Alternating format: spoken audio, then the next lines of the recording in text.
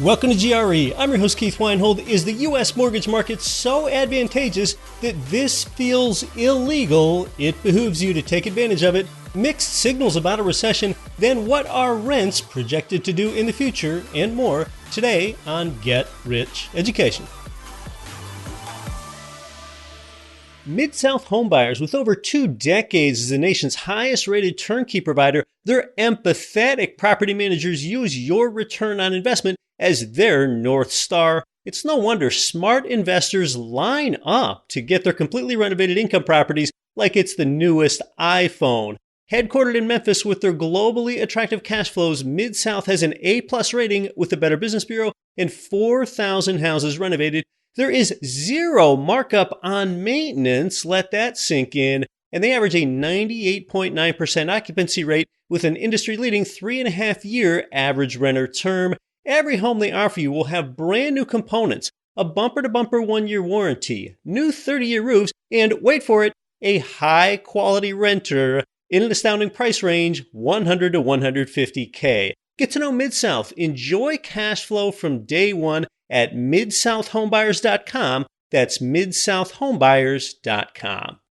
If you're looking to grow your passive income from real estate, pay attention. My Property Stats is a deal analysis tool developed by an active investor to cut the time it takes to analyze any deal by over 90%. For any real estate class, you can calculate the exact price to pay to hit your cash flow and IRR goals. Build a world-class pro forma. Calculate the most you should pay for a renovation. Run multiple scenarios with a comparison tool and more. My Property Stats is the all-in-one toolkit for real estate investors. That means more deals, more cash flow, and more returns. Go to mypropertystats.com/GRE now and use the coupon code GRE to get 10% off your first year. That's just $90 a year for a tool that can save 10 hours per deal. No more spreadsheets, no more juggling multiple files. Use coupon code GRE to get 10% off at mypropertystats.com/GRE. You can get a 50-year-old house somewhere or buy a new one directly from the builder with tenant-resilient amenities already built in. With over 3,000 Florida units at different construction stages, they are exclusively for investors.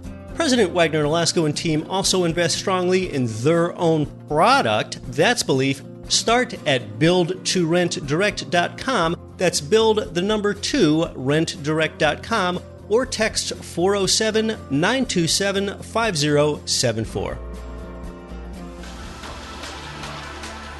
You're listening to the show that has created more financial freedom than nearly any show in the world. This is Get Rich Education.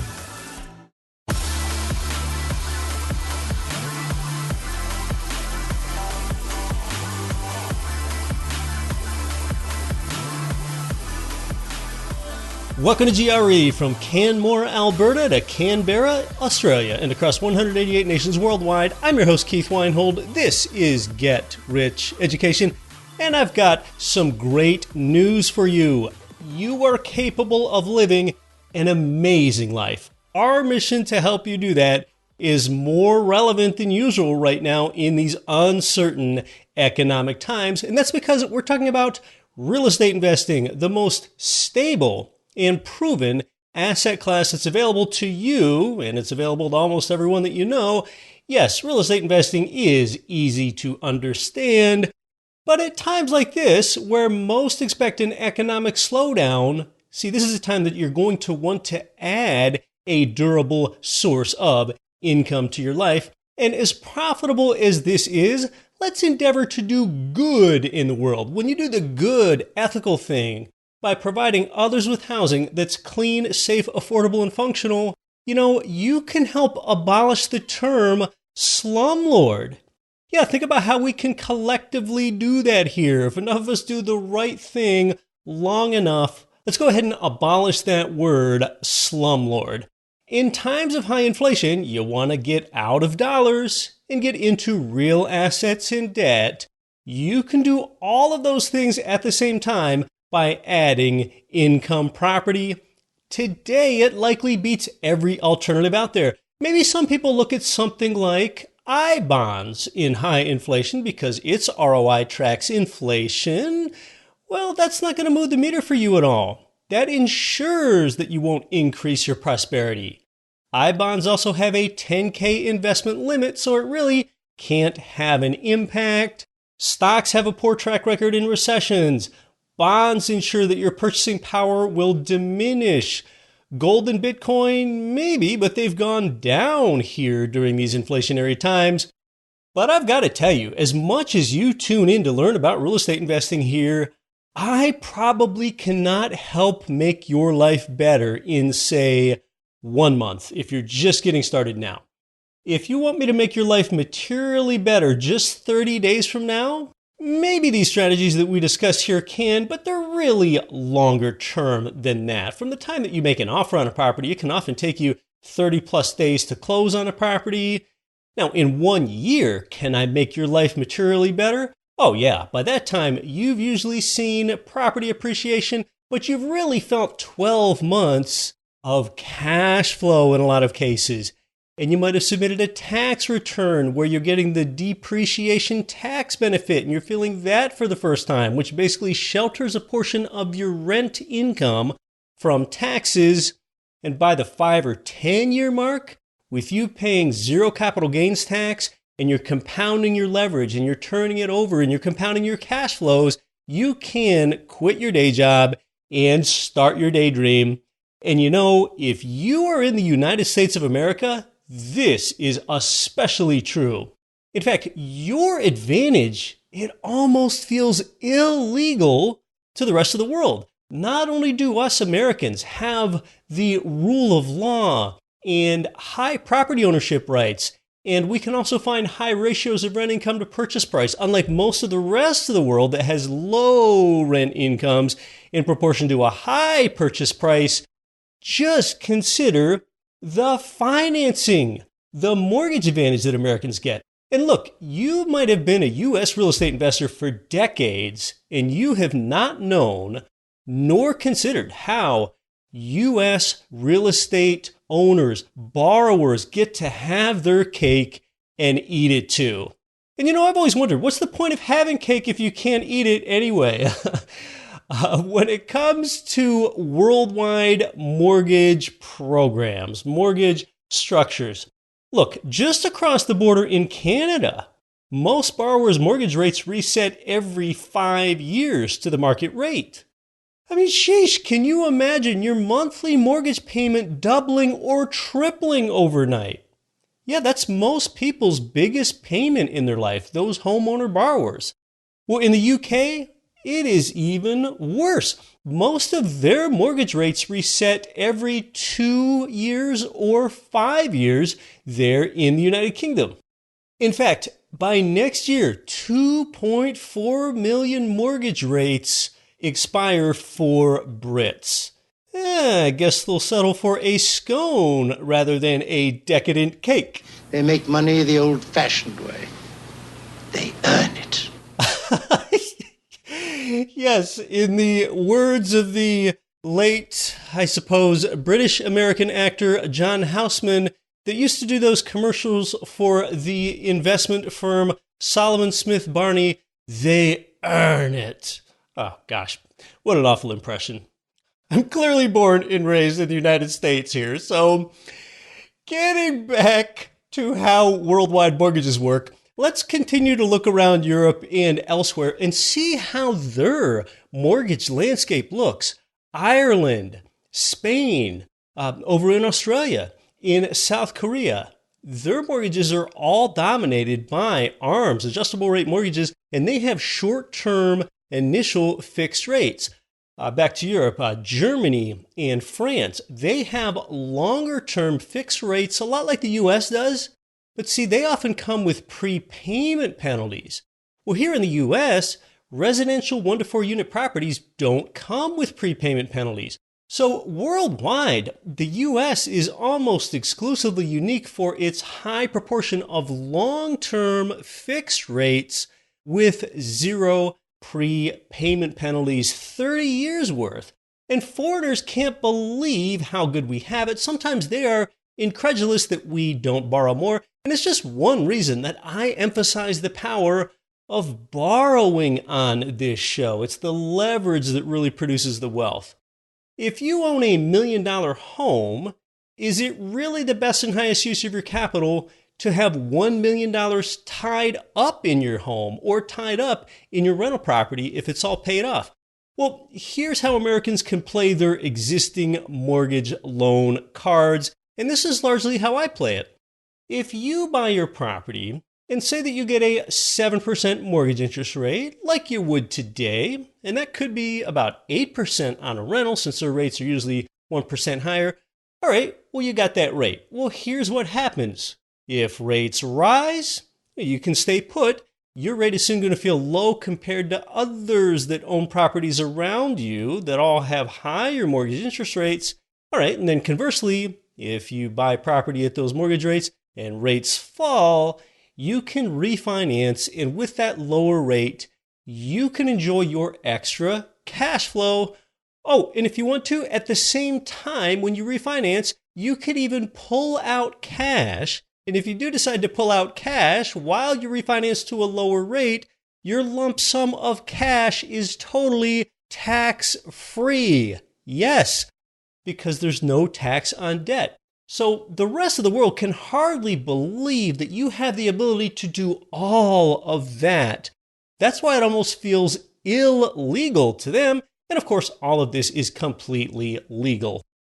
So in much of the world, outside the US, the lender resets your mortgage term. So the clock is ticking on when your mortgage payment can double or triple during times like this, when both inflation and interest rates have gone higher. But in the US, not the lender, but you decide if and when you want to reset your mortgage. You can just sort of break your contract. So yeah, in a sense, you are in control. You reset your terms when your equity proportion of the mortgage, of the interest rates are most advantageous to you. And this is why it almost feels illegal to foreigners. Some of them can't believe that we don't borrow more. So that's why you want to be a savvy borrower.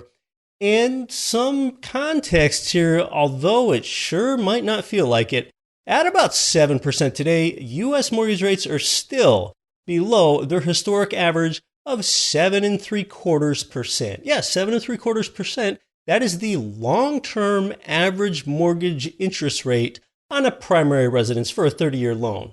And yes, that is the entire history ever since Freddie Mac began tracking rates 51 years ago in 1971. So it's about 7% today. And amidst the Fed's rate hike-a-palooza, a lot of people expect that mortgage interest rate to go up to between 8 and 9% by year end. And the Fed announces another rate hike decision in just 2 days. Most everyone expects a hike of another 0.75%. And this is what has spooked primary residence buyers, but it's creating a windfall to us as rental property owners because it places more people in the rental pool and makes your rents surge. In hot markets, prospective tenants are even offering gifts to landlords. Hey, maybe a cake? I've got to say, though, I am a little envious of Japan and Switzerland because though they don't have all the flexibility that we do necessarily, they do have an intergenerational mortgage option in Japan and Switzerland. It is a 100-year repayment period. 100 years. Oh, think about how low that would make your mortgage payment and how much that could increase your cash flow. Yeah, that 100-year repayment period, that is one attribute that I really would like to have because, like I say, financially free beats debt free. So the US is rare and perhaps even unique with our mortgage advantage and that ability to get 30-year fixed rate debt with no prepayment penalty. Now today, if you don't want the fixed rate, you can get an ARM with perhaps a 1.5% lower interest rate, and then that ARM rate often stays fixed for the first 5 years. But understand that the risk is that your rate could float up after 5 years. But in high inflation, understand this. If you have a lower rate today and a higher rate in a few years, what's better for you to retain a dollar today than a dollar later. That's because your dollar is worth substantially more today than it is later. Now, real estate prices today are not booming anymore. Most anyone knows that. They're really just holding steady in most markets. As far as the direction of rents, I mentioned how higher mortgage rates lead to higher rents. And of course, this ongoing dearth of housing supply supports both house prices and rents. And even what I'll call the legacy media, they've been reporting on the depth of the housing shortage. In fact, let's listen to this 2-minute clip from the popular and long-running news show 60 Minutes, and then I'll be right back. It's titled, Why Rents Are Increasing Dramatically Across the United States. It's pretty much universally true. Rents are going up all around the country, but it's even more severe in migration destinations like the Sun Belt of the country, Austin, Phoenix, Florida. A lot of people are moving there and there's just more demand for rents. Daryl Fairweather is the chief economist at Redfin, a nationwide real estate brokerage firm that pulls together real-time statistics on both the sales and rental markets. For example, their numbers show that rents increased 31% in Jacksonville last year, 40% in Austin, Texas. What's causing this? We are not building enough housing for everybody who needs a place to live. We built fewer homes in the 2010s than in any decade going back to the 1960s. And at the same time, millennials are the biggest generation and they're entering into home buying age. Millennials aren't living in their parents' basement anymore or shacking up with roommates. They want a place of their own. And we didn't build any housing for them in the last decade because we are still so traumatized by the last housing crisis. We didn't put any investment into housing.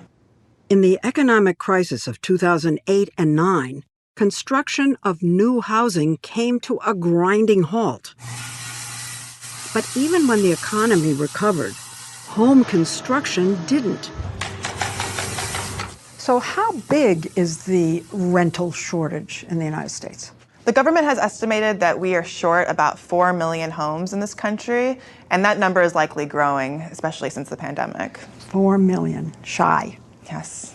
That's the hole that we're in that we need to build ourselves out of. That number, 4 million, is that mainly in the South and Southwest, or does that include New York City and San Francisco? That's the entire country. With something as essential as housing in such short supply, you'd have to figure that Wall Street would see an opportunity, buying modest single-family houses, the kind you'd see on any middle-class suburban street, and then renting them out. In places like Jacksonville, Atlanta, Charlotte, investors are buying almost 30% of the homes that are available for regular home buyers. Yeah, like they said there, the opportunity is often in buying modest single-family houses, something that Wall Street has become keen on, but you can buy directly through GRE Marketplace and own and control it yourself, and that way you get the full measure of the 5 profit centers. Last week, Yahoo Finance reported Rent-O-Meter stats for the latest quarter ended, and it shows that in 3/4 of U.S. cities, rents are up 10% or more. So rents up 10% or more in 75% of U.S. cities. And in those other 25% of cities, rents are up in most of those as well, just not up as much as 10% like they are in 3/4 of American cities. So let's highlight some of the highest flying cities here. And again, this is how much rent is up year over year. And these stats are fresher than what you heard in the 60 Minutes clip that you just listened to there. Orlando, Florida, up 32%. Now, Orlando proper doesn't work that great for cash flowing rentals anymore, but areas just outside of it do. Nashville up 24%. It's obviously been a hot, trendy market. Year over year rent changes through the latest quarter ended in Jacksonville, up 18%. Up 18%. And that's a market where the numbers make sense. And of course, to bring some context to this, if your rent is up, say, 18% year over year in Jacksonville, well, of course, your cash flow might be up double that. It might be 36%. That's the amount of money that you feel in your pocket every month, and that's because your mortgage principal and interest stays fixed. Austin, Texas up 14%. Los Angeles up 12%. Memphis, Memphis, a city that really didn't have a lot of appreciation in home prices or rents for years. Memphis, Tennessee up 12%. A great cash flowing investor market. Kansas City also up 12%. So some of the highlights, some of the metros with the greatest year-over-year rent changes is what we're talking about here. And coming up for next year, rent increases are expected to continue to rise faster than historic norms, just not at as fast of a pace as they have in the past year.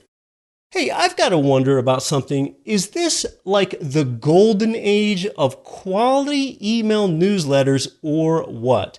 These news websites, some of them are pretty good, but a lot of them are increasingly riddled with paywalls and logins and banner ads and pop-ups about cookies that you have to close. Well, instead, our GRE newsletter is free. You can get top investment property news in just a 5-minute read. You can go over to your phone and sign up easily right now. Text GRE to 66866.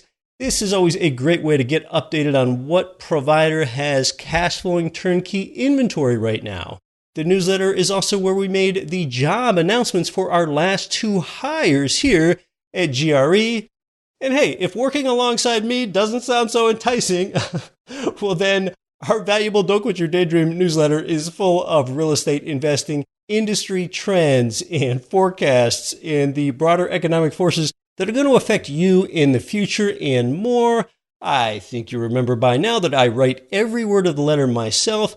Yes, you can easily sign up for the letter by text. If you aren't yet one of the many subscribers expanding your means with my letter, you can simply text GRE to 66866 for our Don't Quit Your Daydream letter. Text GRE to 66866. More straight ahead, including is a recession coming or not? I'm Keith Weinhold. This is Get Rich Education. Hey, my friend Damian Lupo informed me that checkbook IRAs have been made illegal by the U.S. tax court. If you have a checkbook IRA, your holdings are now disqualified with taxes and penalties up to 50%. But don't panic, Damian and the EQRP company can fix this. Those IRAs can be converted into EQRPs retroactive to last year, getting those tax deductions and reducing your taxable income. In this way, you can invest your 401k or IRA in real estate, Bitcoin, gold, and even your own business. So whether you're a full-time investor or retired or even a dentist with dozens of employees, if you're listening, you qualify, the EQRP works. It's a solution. You'll control your money, kill UBIT, and pay way less taxes. To learn more about this strategy and free up your retirement money, get the newest EQRP special report. Text GRE to 307-213-3475. That's text GRE to 307-213-3475. GRE listeners can't stop talking about their service from Ridge Lending Group and MLS 42056. They've provided our tribe with more loans than anyone. They're truly a top lender for beginners and veterans. It's where I go to get my own loans for single-family rental property up to 4 plexes. So start your pre-qualification and you can chat with President Chaley Ridge personally. They'll even deliver your custom plan for growing your real estate portfolio. Start at ridgelendinggroup.com. Knowing the difference between a turnkey provider and a vertically integrated rental property company can cost you hundreds of thousands of dollars over the life of your investment. Some companies sell you a property they don't own, renovate it with contractors they don't control, refer you to a property management company they don't manage, all in multiple markets because they can't source enough inventory. That's why truly passive investors work with our friends at JWB Real Estate Capital, perhaps the country's only vertically integrated rental property investment company. They operate in one market, Jacksonville, Florida, and their whole job is to make investing in rental properties easy for you. In fact, because of their vertically integrated approach, their clients have gained 79% more home price appreciation than the overall Jacksonville market since 2013. Find out more about why it pays to invest with JWB. Call them at 904-677-6777 or go to jwbrealestate.com/GRE. This is Hal Elrod, author of The Miracle Morning, and listen to Get Rich Education with Keith Weinhold, and don't quit your daydream.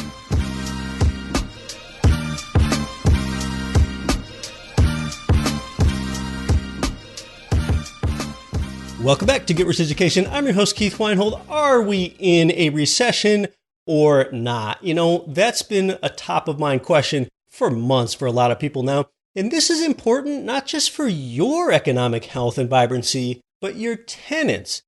Well, for signs and signals out there beyond those quarterly GDP figures, it's not just the job market that has been fairly strong, but it's spending, consumer spending, that's been fairly strong.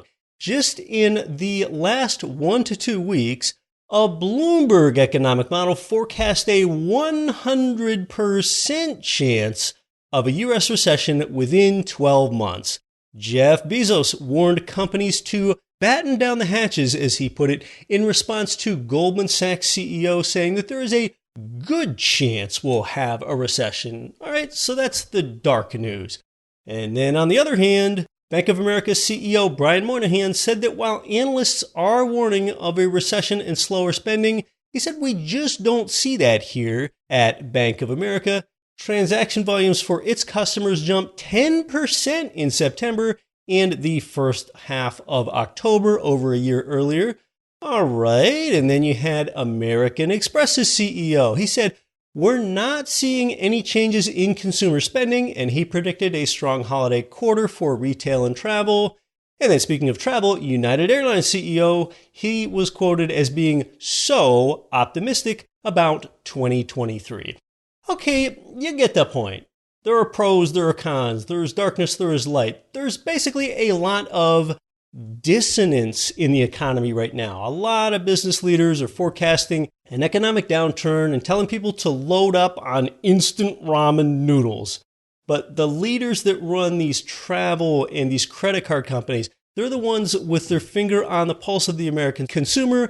They say that shoppers are not pulling back on their spending at all. It's kind of like Americans are watching the forecast call for thunderstorms, but seeing that it's still sunny outside, they are heading out to the waves to go surf anyway. And in the big picture, recession fears, though, they continue to rise as the Fed keeps jacking up these interest rates to tame inflation that's soaring at these 40-year highs. And while the definition of a recession has become more murky, some people are upset that they have apparently changed that. You know, a slowdown in consumer spending, that would certainly be an indicator of one. So track that, because consumer spending, that accounts for about 70% of the economy. If you want to look ahead some more, an early sign of slower spending, that often comes from restaurants. They're the ones that often take a hit first when economic times get tough. In a survey by Data Essential, 30% of respondents said that they plan to dine out less or they plan to stop going to restaurants altogether in the months ahead. That's the summary. When it comes to an economic slowdown, there is a lot of dissonance in society. But here's one trend that is more clear, and this has to do with education. And of course, this is relevant because we are a financial education channel here at GRE, and that is that college enrollment just keeps declining. Now, you've probably seen headlines like that before, but let's get an update on this trend. And then there is a real wrinkle here. I've got some information for you about this that you probably never heard before. You never considered this before, about how the tide could be indelibly turning against colleges. And this is deep, a real wrinkle coming here. All right, college enrollment, it didn't have the bounce back that some were expecting. Undergrad numbers continue to drop as doubts about degrees increase. So for prospective college students, the cons, the negatives of signing up for a degree, like ballooning tuition costs and heaps of debt and declining value of degrees, those cons just keep outweighing the pros. I don't know what the pros are anymore. Maybe you're going to like your roommate. We'll see. U.S. colleges and universities, they saw another 1.1% drop of undergrad students from fall of 2021 to fall of 2022. That's according to data from National Student Clearinghouse. So post-pandemic, we're not really seeing that bounce back. And although less substantial, that decline, that is an extension of the pandemic trend of emptier dorms. Over 2 years, beginning in 2020, more than 1 million fewer students chose to enroll in college. That right there is a 6.5% plunge. But get this, looking a decade long, longer term, enrollment at colleges has decreased by at least 1% each and every year since 2012. Yeah, that's every single year for 10 years now. And the pandemic, that really supercharged this disillusionment with higher education. Colleges expect to see some of those students return with the loosening of restrictions, but it still hasn't happened.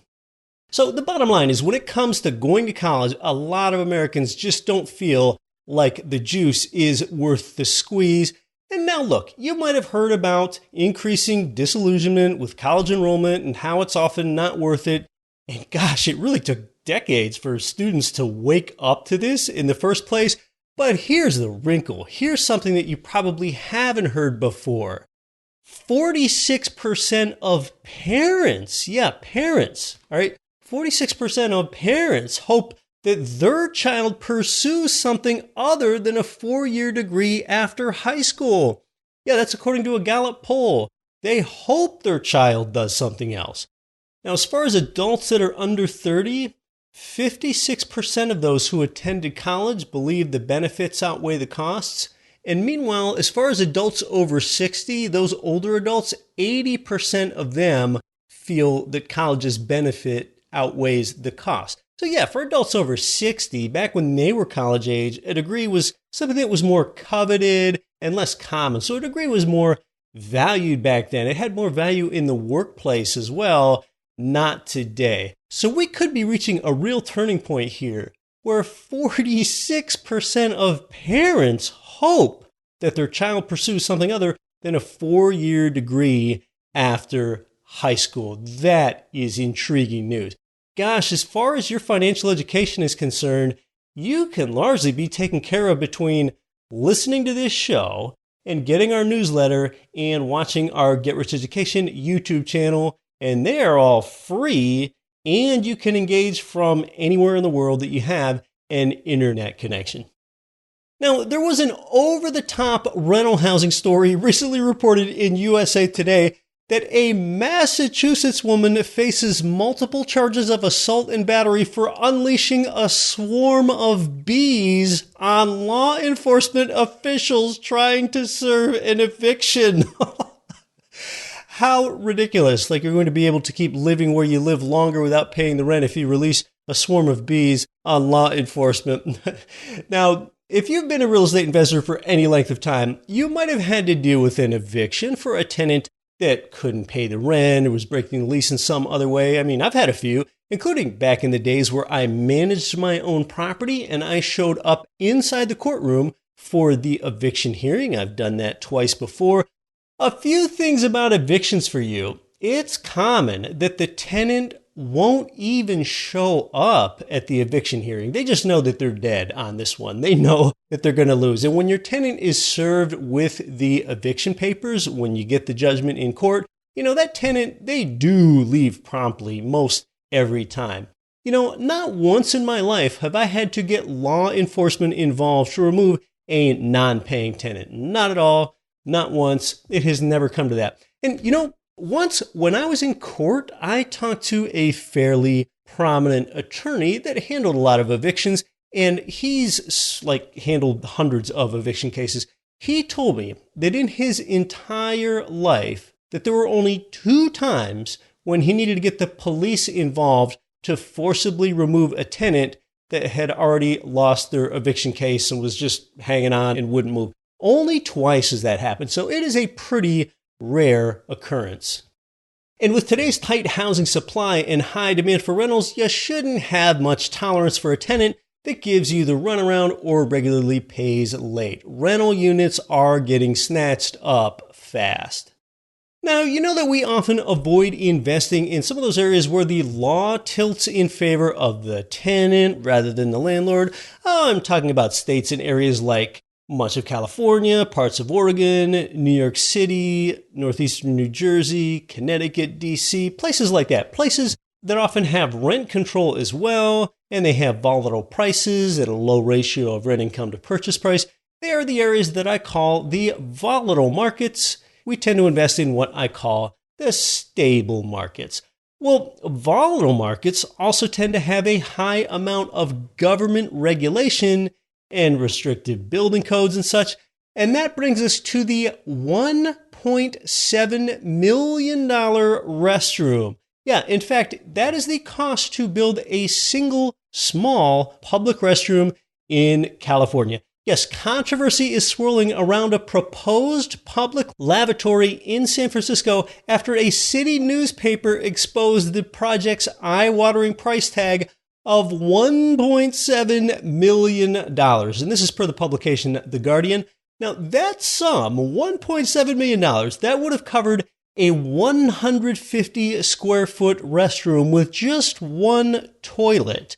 The pricey plans were moving ahead until the San Francisco Chronicle lifted the lid on how much taxpayer money would go down the drain, prompting backlash and ridicule. Even California's governor, Gavin Newsom, he weighed in, saying that a single small bathroom should not cost $1.7 million. And the state is going to hold funding until San Francisco delivers a plan to use this public money more efficiently. But this stuff has happened before. I'll get to that in a moment. The public toilet intended for a town square in the Noe Valley neighborhood of San Francisco, that would be a boon for a city that has too few. Visitors to the park have been requesting a toilet for years, but the costs involved have sparked an uproar, even from the state official who obtained the funding. And adding to the frustrations, this project isn't expected to be completed until 2025. I'm glad that Noe Valley will at some point get a bathroom, but it shouldn't cost this much and it shouldn't take this long, and I am angry about it. That's what the Democratic State Assembly member Matt Haney said. He said the city's Recreation and Parks Department had told him the figure, and he hadn't initially questioned it amid local demand for a place to go. So how can one toilet cost so much? All right, well, the construction itself, it comes in at $1.05 million, with the rest going to tasks such as architecture, $300,000, project management, $175,000, and finally surveying for $40,000, according to the breakdown. And such a cost is not so unusual in San Francisco, a city grappling with vast income inequality and one of the highest rates of homelessness in the United States. Well, two other similar bathrooms in the city have cost $1.6 million and $1.7 million, respectively. And a lot of people regard San Francisco as the world's most expensive city to build in, with the Recreation and Parks Department pointing to the many departments that need to approve construction as just one factor. And on top of that, the cost of materials and skilled labor are up 23% since the pandemic began. In New York City, standalone park restrooms can now cost between $3 and $5 million. That's in a letter that circulated among public officials on this. Our restroom building costs are consistent with the inflationary pressures on all San Francisco public works projects. That's what one official said. Indeed, toilets aren't the only items in the city threatening to give new meaning to the word waste. San Francisco is also in the throes of a trash can conundrum as it seeks to put new trash bins on the streets, with prototypes costing as much as $20,900. That's ludicrous. That is the end of that story. And you know, like I've said, all these increasing costs of regulation and taxation and overly excessive safety being engineered into construction projects, all that does is it increases the cost of housing for everyone, absolutely everyone, rich, middle class, and poor. It increases the minimum cost of either owning an entry-level home or that minimum threshold cost of renting an entry-level apartment. And what that does is that it increases homelessness because you have constrained affordability. And you know, all this just makes you appreciative about what GRE marketplace providers deliver to you. Clean, safe, affordable, functional, often single-family homes, a complete renovated home with a yard that you can own for $100 to $150K in a place like Indianapolis or St. Louis or Little Rock or Memphis. In fact, welcome to our newest show sponsor here, Mid-South Homebuyers, based in Memphis, Tennessee. They've got exactly that kind of product and have helped more GRE listeners get started with income property, probably than any other provider in the entire nation. They're at Mid-South Homebuyers. Terry and Liz there in Memphis are a class act that run Mid-South Homebuyers. To review what you've learned today, the United States of America is virtually unique with its common residential mortgages that are long-term, fixed rate, and have no prepayment penalty. There continue to be mixed signals about a recession. Due to housing's low supply, rents are expected to continue to rise faster than historic norms the rest of this year and next year. Evictions rarely involve law enforcement, and that building continues to be exceedingly difficult in places like California. One last reminder, if you haven't, sign up for our Don't Quit Your Daydream letter by text. And you might be thinking, you're pretty proud of that newsletter, aren't you?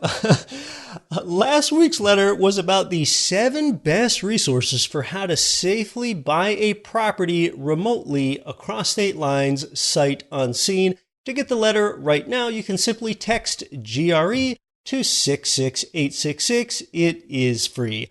I'm back with another educational wealth building show for you next week. I'm Keith Weinhold. Though you might quit your day job, don't quit your daydream. Nothing on this show should be considered specific, personal, or professional advice. Please consult an appropriate tax, legal, real estate, financial, or business professional for individualized advice. Opinions of guests are their own. Information is not guaranteed. All investment strategies have the potential for profit or loss. The host is operating on behalf of Get Rich Education, LLC exclusively.